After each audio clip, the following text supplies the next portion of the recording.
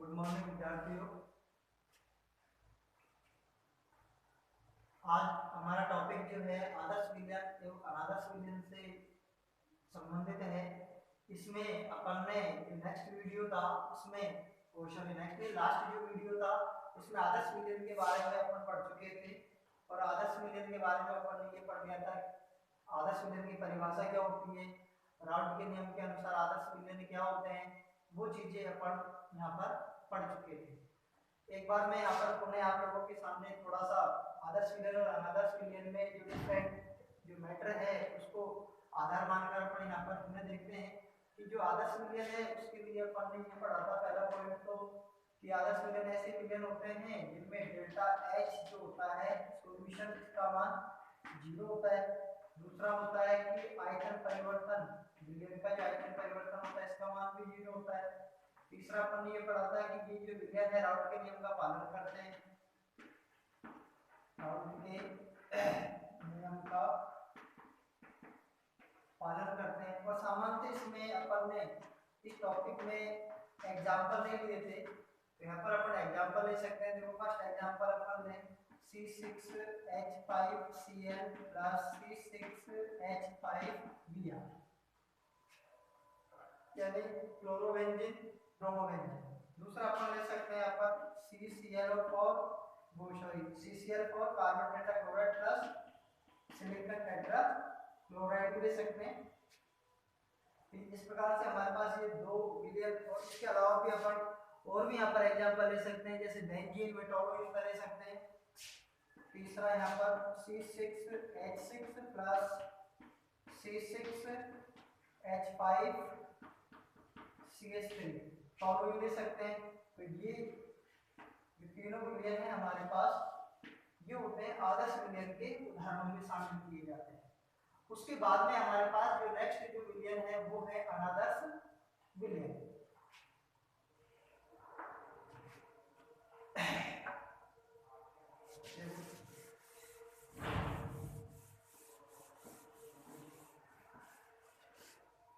अनादर्श विलयन को अपन समझते हैं कि सामान्यतः ये हमारे पास कोई पात्र है और इस पात्र में अपन ने कोई विलयन बना रखा है, कोई विलयन और साढ़े ग्राम दो इसमें हमारे पास यहाँ पर है एक तो है विलायक और एक है यहाँ पर अपने पास विलयन। यानी विलयन के हमारे पास दो अवयव, एक विलायक है और एक विलयन। विलायक को अपन सामान्यतः यहाँ पर कैपिटल ए के द्वारा और विलयन को सामान्यतः कैपिटल बी के द्वारा डिफाइन कर देते हैं। ठीक है, अब देखो अनादर्श विलयन की जो डेफिनेशन है वो अपन दे सकते हैं।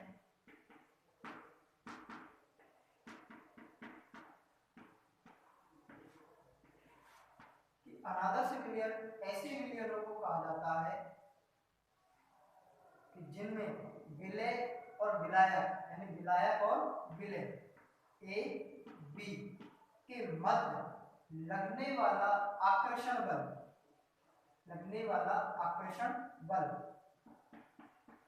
विलय या विलायक के मध्य लगने वाले आकर्षण बल के बराबर नहीं हो, या तो इससे अधिक हो या फिर इससे कम हो। पहला पॉइंट ये बनता है। ठीक है, दूसरा पॉइंट अपन यहाँ पर ये बना सकते हैं कि अनादर्श जो विलयन होते हैं उनके विलयन की जो ऊष्मा परिवर्तन का मान है डेल्टा एच, सॉल्यूशन का जो मान है ये 0 के बराबर नहीं हो। तीसरा अपन ये मान सकते हैं कि जो आयतन परिवर्तन है इसका मान भी 0 के बराबर नहीं हो। चौथा अपन ये मान सकते हैं कि ये राउल्ट के नियम से विचलन दर्शाते हैं, राउल्ट के नियम से विचलन दर्शाते हैं। तो ऐसे विलयन जो ये चारों प्रकार के गुण दर्शाते हैं, ऐसे विलयन जो ये चारों प्रकार के गुण दर्शाते हैं, ऐसे विलयनों को हम सामान्यतः अनादर्श विलयन कहते हैं। अब अनादर्श विलयन की जो एग्जांपल है उनको यदि अपन समझें,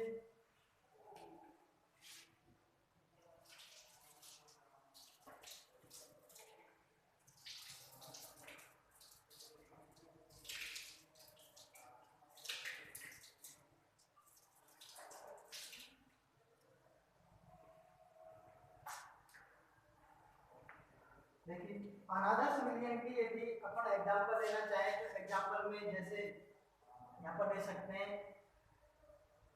HNO3 प्लस H2SO4। दूसरा अपन एग्जांपल यहाँ पर ले सकते हैं मैथेनॉल प्लस H2O या एथेनॉल प्लस एसीटोन। यानी इस प्रकार के कई एग्जांपल अपन यहाँ पर इनको दर्शा सकते हैं। लेकिन अपन को यहाँ पर जो उदाहरण जो लेने हैं वो उदाहरण मुख्यतः इस राउल्ट के नियम से विचलन को आधार मानकर लेने हैं। राउल्ट के नियम से विचलन को आधार मानकर लेने हैं, क्योंकि राउल्ट के नियम से विचलन के आधार पर जो अनादर्श विलयन होते हैं वो दो प्रकार से होते हैं। एक तो वे अनादर्श विलयन जो राउल्ट के नियम से धनात्मक विचलन दर्शाए, और एक वे अनादर्श विलयन जो राउल्ट के नियम से ऋणात्मक विचलन दर्शाते हैं। उस आधार पर जो अनादर्श विलयन है ये दो प्रकार का माना जाता है। तो यहाँ पर प्रकार करने से पहले अपन अनादर्श विलयन के बारे में डेफिनेशन और इसके जो गुण होते हैं उनके बारे में देखते हैं। देखो यहाँ पर अपन सबसे पहले लिखते हैं अनादर्श विलयन की परिभाषा क्या होती है।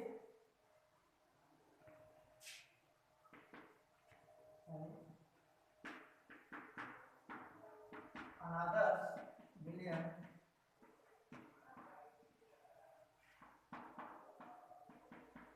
ऐसा विलयन होता है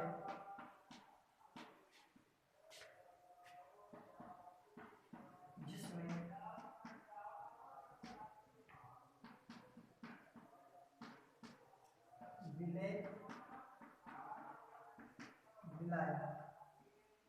विलय विलायक के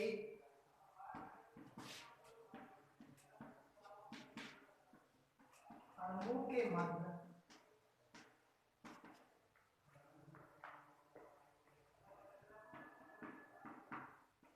लगने वाला आकर्षण बल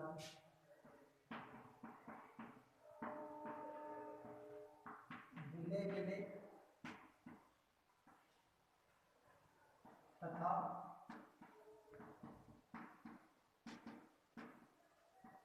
विलायक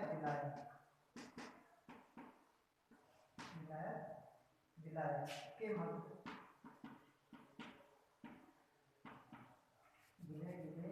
विलायक के अणुओं के मध्य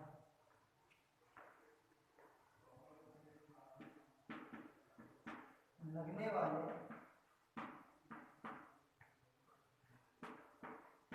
अंतर आकर्षण बल से भिन्न होता है अनादर्श विलयन कहलाता है।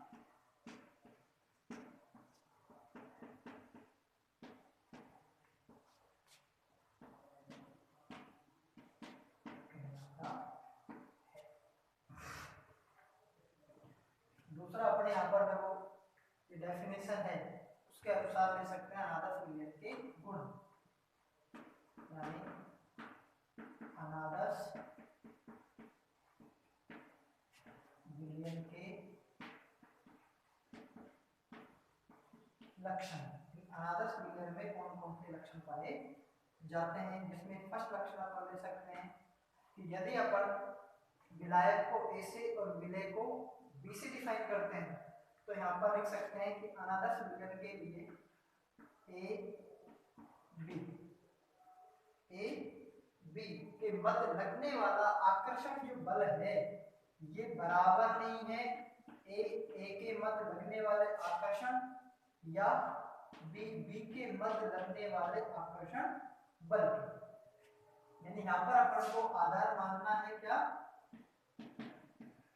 आकर्षण बल, आकर्षण बल को आधार मानना है। दूसरे में अपन ये ले सकते हैं कि जब अनादर्श विलयन बनाया जाता है तो विलयन बनते समय ऊष्मा परिवर्तन का जो मान है वो 0 नहीं, यानी डेल्टा एच विलयन इसके लिए ऊष्मा परिवर्तन का मान 0 नहीं होना चाहिए, यानी या तो अधिक हो या फिर कम हो। तीसरा अपन ये मान सकते हैं कि अनादर्श विलयन का जो आयतन है वो विलय तथा विलायक दोनों के आयतनों के योग के बराबर नहीं हो, यानी कहने का मतलब यह है कि आयतन परिवर्तन जो है, आयतन परिवर्तन जो है वो भी 0 नहीं होना चाहिए। ठीक है। चौथा अपन गुण यहाँ पर ये ले सकते हैं कि ये जो विलयन होते हैं, अनादर्श जो विलयन होते हैं, ये सामान्यतः राउल्ट के नियम से विचलन दर्शाते हैं, राउल्ट के नियम से विचलन दर्शाते हैं, राउल्ट के नियम से विचलन दर्शाते हैं। अब एग्जांपल में यदि अपन लेना चाहें तो यहाँ पर ले सकते हैं, देखो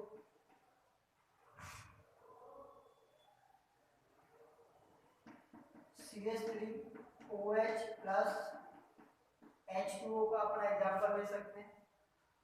ठीक है। एक अपन ले सकते हैं यहाँ पर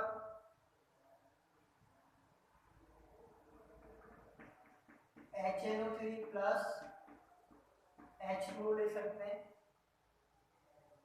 एक यहाँ पर अपन ले सकते हैं एथेनॉल प्लस एसीटोन ले सकते हैं, ethanol C2H5OH plus acetone CH3C+O CH3 यानी प्रोपेनॉन का एग्जांपल यहाँ पर ले सकते हैं। ये तीनों जो विलयन है ये सामान्यतः अनादर्श विलयन की श्रेणी में रखे जाते हैं। अब देखिए यहाँ पर जो अनादर्श जो विलयन है वो मुख्यतः राउल्ट के नियम से विचलन के आधार पर 2 प्रकार के माने जाते हैं। तो यहाँ पर नेक्स्ट जो अपना टॉपिक रहेगा वो रहेगा राउल्ट के नियम से विचलन के आधार पर अनादर्श विलयनों के प्रकार।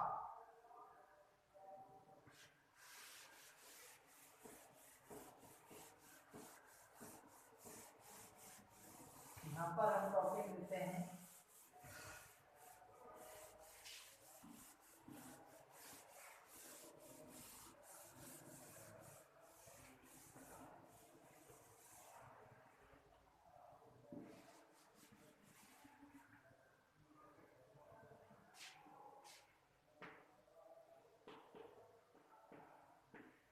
राउल्ट के नियम से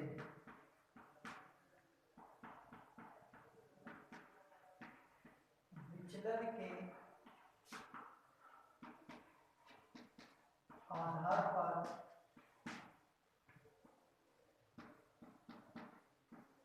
अनादर्श विलयन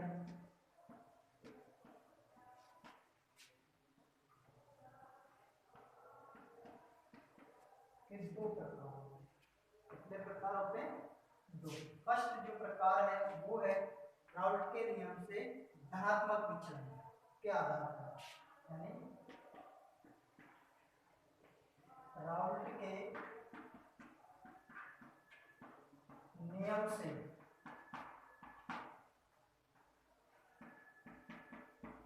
धनात्मक विचलन, धनात्मक विचलन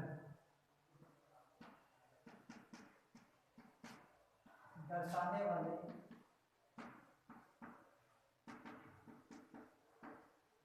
अनादर्श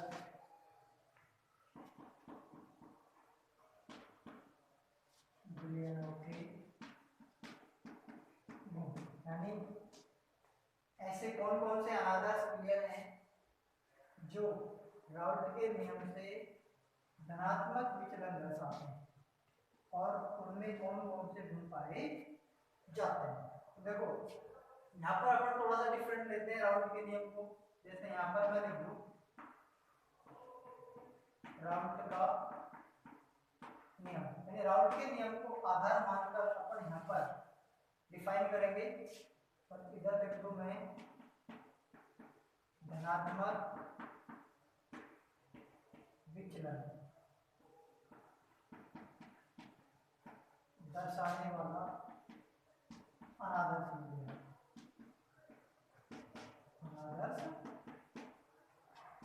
विलयन।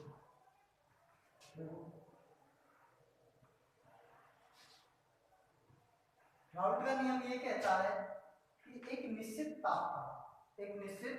ताप पर किसी अवयव का आंशिक दाब, किसी अवयव का आंशिक दाब उस अवयव की विलयन में उपस्थित मोल भिन्न तथा उस अवयव का शुद्ध वाष्प दाब P नॉट A के गुणनफल के बराबर होता है।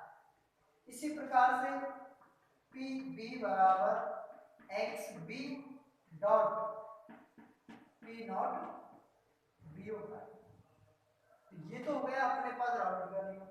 फिर इसी के अकॉर्डिंग अपन यहाँ पर देखो आदर्श विलयन जो है उसको भी यहाँ पर इस तरीके से डिफाइन कर सकते हैं कि जो आदर्श विलयन है राउल्ट के नियम के अनुसार जब विलय और विलय को मिलाया जाता है तो ऊष्मा परिवर्तन जो होता है डेल्टा H, ये सॉल्यूशन के लिए है, इसका मान सामान्यतः 0 होता है। दूसरा यहाँ पर तीसरा अपन ये ले सकते हैं कि जो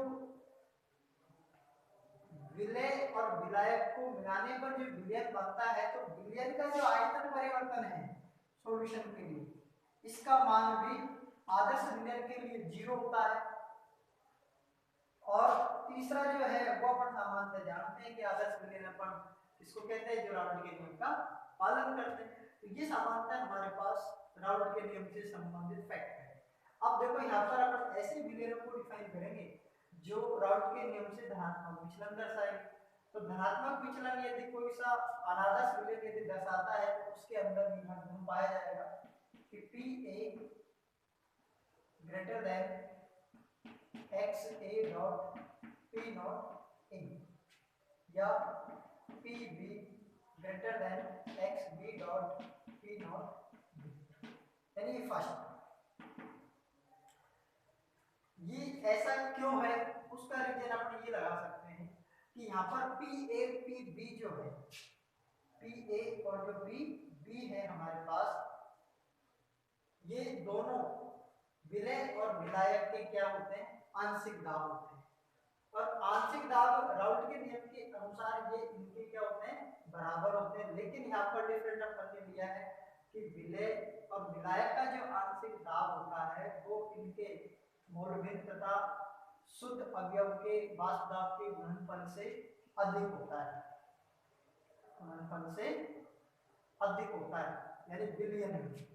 अब विलयन में सामान्यतः ये अधिक होगा तो उसके लिए क्या शर्त रहेगी कि विलयन के लिए अपन ये शर्त मानेंगे कि A और B जो है इसके मध्य लगने वाला जो आकर्षण बल है, आकर्षण जो बल है उसका मान कम रहेगा शुद्ध AA या BB के मध्य लगने वाले आकर्षण। यदि ये फैक्ट है तब तो हमारे पास ये रेशो सामने आएगा, अन्यथा ये नहीं आएगा। यदि इसके बाद में अपन ये देखते हैं तो इसको देखने पर सामान्यतः अपन ये लगा सकते हैं कि जो ऊष्मा जो परिवर्तन है जब इन दोनों के मध्य में लगने वाला आकर्षण बल का मान क्या है कम है तो ये तुरंत वाष्प अवस्था में कन्वर्ट हो जाएंगे, और तुरंत वाष्प अवस्था में कन्वर्ट हो जाएंगे तो हमें पता है कि ऊष्मा परिवर्तन का मान फिर ज्यादा होगा। और ऊष्मा परिवर्तन का मान ज्यादा होगा तो अपन ये कह सकते हैं कि उस स्थिति में विलयन ऊष्मा का क्या करेगा, अवशोषण करेगा। अवशोषण करेगा तो हमारे पास यहाँ पर ऐसे विलयनों के लिए डेल्टा एच सॉल्यूशन बराबर रहेगा पॉजिटिव, या यूं कहें कि delta H solution greater than zero. इसी तरीके से यहाँ पर भी अपन कह सकते हैं जब दोनों के मध्य में लगने वाला अंतर आकर्षण बल कम है तो ऊष्मा पाकर ए और बी के मध्य में जो बॉन्ड है वो टूट जाएगा, और टूट जाएगा तो फिर वाष्प दाब ज्यादा होगा, यानी आयतन ज्यादा हो जाएगा। और आयतन ज्यादा हो जाएगा तो यहाँ पर अपन लिख सकते हैं कि डेल्टा बी सॉल्यूशन बराबर पॉजिटिव, अर्थात delta B solution greater than zero, greater than zero. तो यहाँ पर इस प्रकार से अपन ये धनात्मक विचलन दर्शाने वाले विलयनों को यहाँ पर डिफाइन कर सकते हैं। और देखो इसी क्रम में अपन यहाँ पर ऐसा भी ले सकते हैं कि वे विलयन जिनमें अवयव का जो वाष्प दाब है उस अवयव के राउल्ट के नियम द्वारा दर्शाए गए वाष्प दाब से अधिक प्राप्त होता है। यानी राउल्ट के नियम के द्वारा जो वाष्प दाब जो दर्शाया जाता है वो इस रूप में दर्शाया जाता है, लेकिन धनात्मक विचलन दर्शाने वाले विलयनों के लिए उस अवयव का जो वाष्प दाब है राउल्ट के नियम के द्वारा दर्शाए गए वाष्प दाब से अधिक प्राप्त होता है। और अधिक कब प्राप्त होगा, जब विलय और विलायक के अणुओं के मध्य लगने वाला जो आकर्षण जो बल है वो विलय विलय तथा विलायक विलाय के मध्य लगने वाले आकर्षण बल की तुलना में कम होता है। जब कम रहेगा तो वो विलयन धनात्मक विचलन दर्शा देगा। अब देखो इसको आधार मानकर यदि अपन यहाँ पर आलेख बनाना चाहें तो यहाँ पर अपन आलेख बना सकते हैं धनात्मक विचलन को आधार मानकर।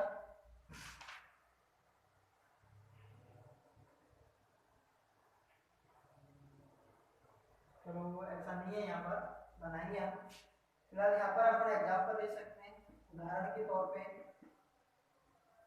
पहला है CH3OH plus H2, methanol plus H2।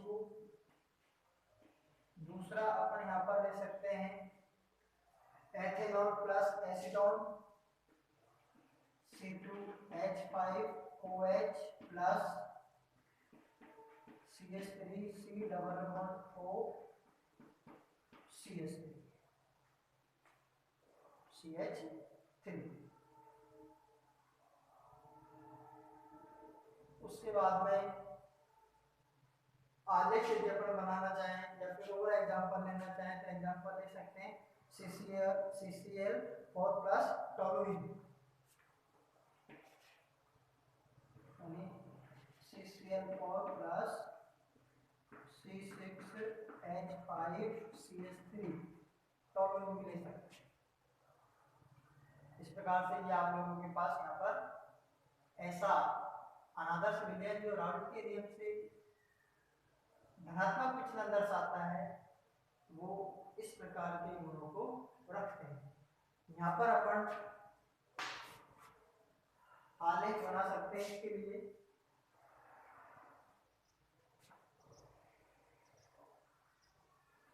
देखो इधर को ले लें अपन XA बराबर 1 और XB बराबर 0।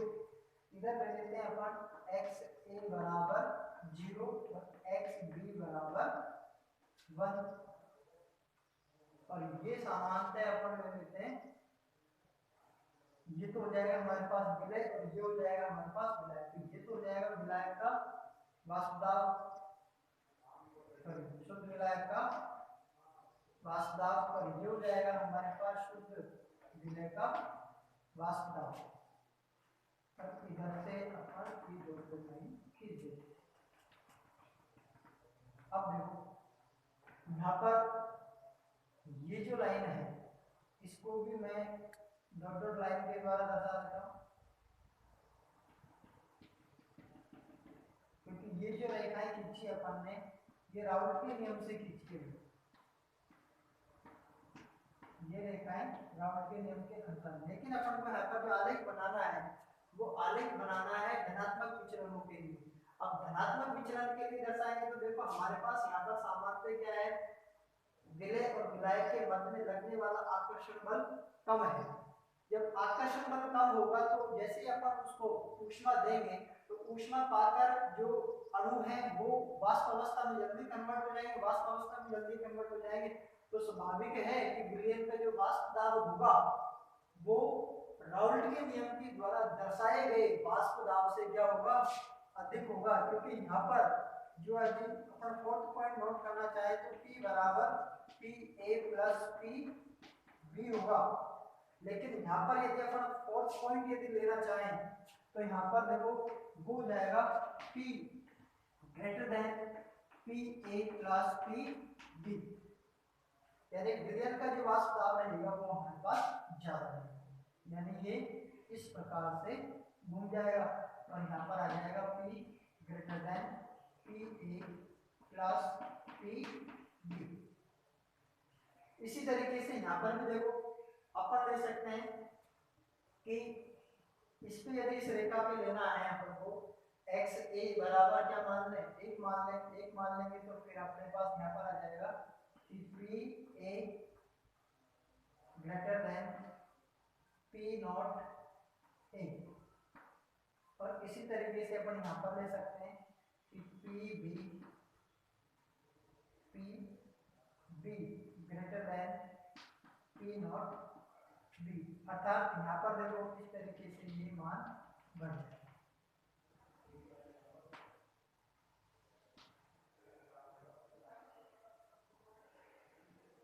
और ये इस प्रकार का हमारे पास धनात्मक विचलन को दर्शाने वाले विचलन के लिए ये ग्राफ आ जाएगा। यहाँ पर ये हो जाएगा हमारे पास आंशिक दाब, ये आंशिक दाब के रूप में रहेगा भाई, है ना, शुद्ध अवयव के वाष्प दाब के रूप में नहीं रहना है, आंशिक दाब के रूप में लेना है। इस प्रकार से हमारे पास जो अनादर्श विलयन राउल्ट के नियम से धनात्मक विचलन दर्शाते हैं उनके लिए ये ग्राफ बनके तैयार होता है। इसी प्रकार से अपन ऐसे विलयनों को लेते हैं जो राउल्ट के नियम से ऋणात्मक विचलन दर्शाते हैं। तो ऋणात्मक विचलन दर्शाने वाले विलयनों के लिए ये पूरा जो मैटर है ये विपरीत हो जाएगा। जैसे यहाँ पर अपन सामान्यतः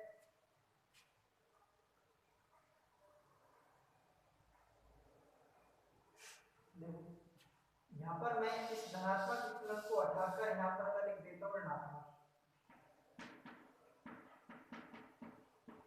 ऋणात्मक विचलन। अब ऋणात्मक विचलन के लिए अपन देखो यहाँ पर ये जो चिन्ह है इनको विपरीत कर देते हैं, इस प्रकार से इनको विपरीत कर देंगे तो ये हमारे पास देखो विपरीत हो जाएगा इस रूप में, और ये इस रूप में आ जाएगा। तो फिर हमारे पास ये जो चिन्ह है ये सबके सब क्या हो जाएंगे, ये नेगेटिव, फिर ये यहाँ पर इस प्रकार से लेस देन के रूप में आ जाएगा। अब रही बात एग्जाम्पल अपन यहाँ पर देखो ये जो चिन्ह है वो इस रूप में आ जाएगा। अब ये जो एग्जाम्पल है ये एग्जाम्पल यहाँ पर चेंज हो जाएंगे और एग्जाम्पल में हम सामान्य से लिखेंगे यहाँ पर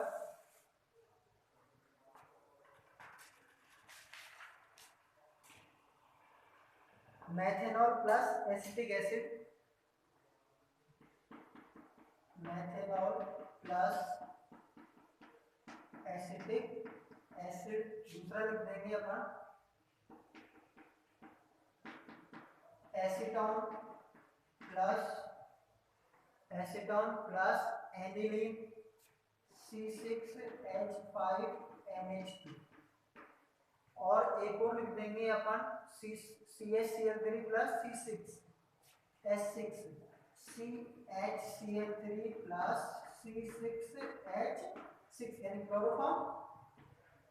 तो ये जो तीन विलयन है हमारे पास ऐसे अनादर्श विलयन है जो राउल्ट के नियम से ऋणात्मक विचलन दर्शाते हैं।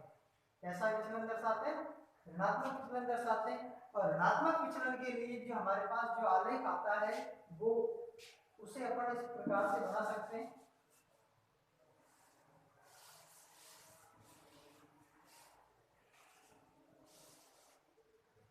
देखो